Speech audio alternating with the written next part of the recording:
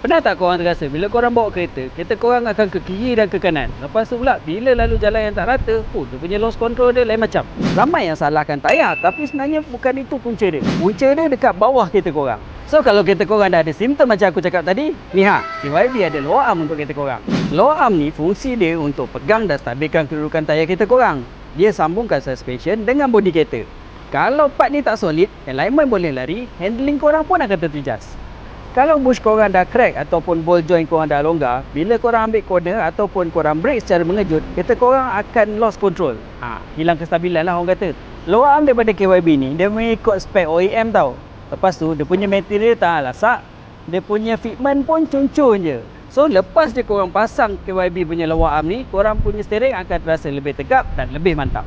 Sebelum memulakan perjalanan yang jauh, selain korang cek minyak hitam dan coolant, korang juga kena pastikan korang punya lower arm dalam keadaan yang baik. Hati-hati mandu. Bye-bye.